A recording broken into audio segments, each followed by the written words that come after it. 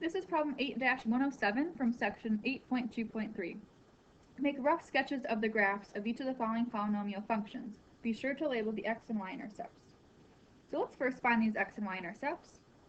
I know the x-intercepts is when y equals 0. So I'm going to set each of my factors equal to 0. So x equals 0, there's 1. 2x plus 5 equal to 0. If I solve that, I'm going to end up getting x equals negative 5 halves, or negative 2 1/2. So that's another x-intercept. Last one, 2x minus 7 equals 0. I'll end up getting x equals positive 3 1/2. So those are my x-intercepts. Let's also find the y-intercept. That's when x equals 0.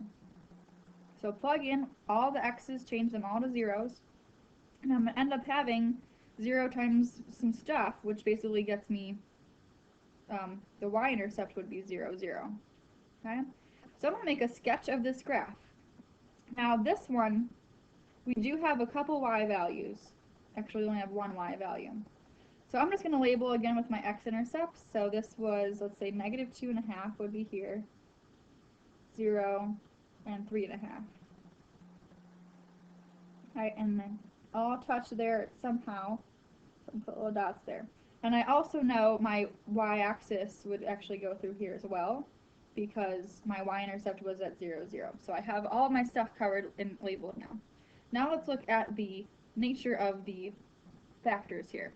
So since this is a positive x in front, that means it's going to open up at the end. It is going to have a positive orientation, so the end behavior goes up. So I'm going to start from the right and go up here. Then we need to look at, are there any bouncing roots or any double roots? These all are 3 different x-intercepts. They aren't any repeats or anything like that. So my graph is going to go down, and then next time it's going to touch, and go through, and it's going to go through. So that would be my sketch of part A's polynomial function. Okay. So I look at part B here. We have, let's find the x-intercepts first. So I'm going to set each of my factors equal to 0. Now, this is squared. Okay?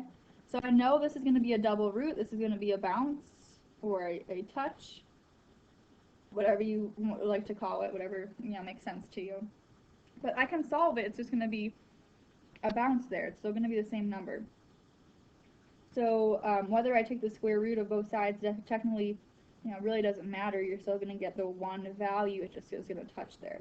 So if I solve this, I'll have 15 equals 2x. If I divide by 2, x is equals 7 1/2. That's one of my x-intercepts.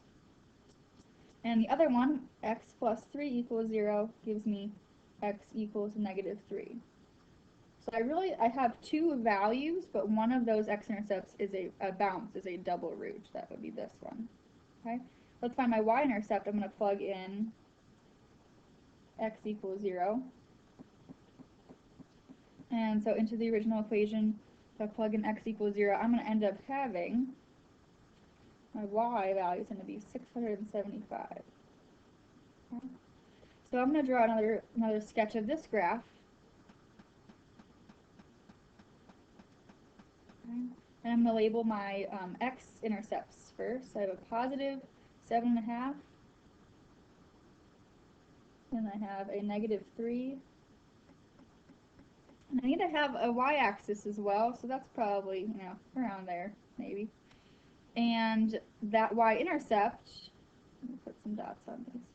Y-intercept is going to be at 675. So as long as you're labeling, you don't need to make a giant, super giant graph, just a sketch.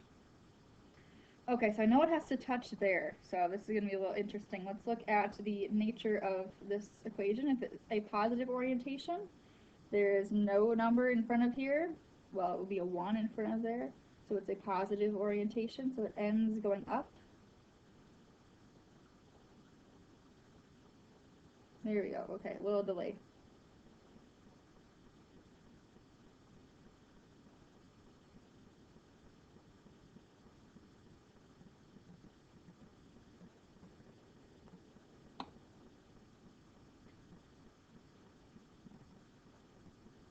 Okay, sorry about that. Just checking in. So it's a positive orientation, so it's going to end up. And we know that this 7.5 was a double root, right? Because the quantity was squared to begin with. So that means it bounces. It's a double root. It's going to bounce and come back up here. And then it'll go down like that. Okay. I also know both of these are cubics, so the degree 3, so it should make like an S or a cubic kind of shape. So that's another way to double check. You can also check on the calculator, but don't go there right away.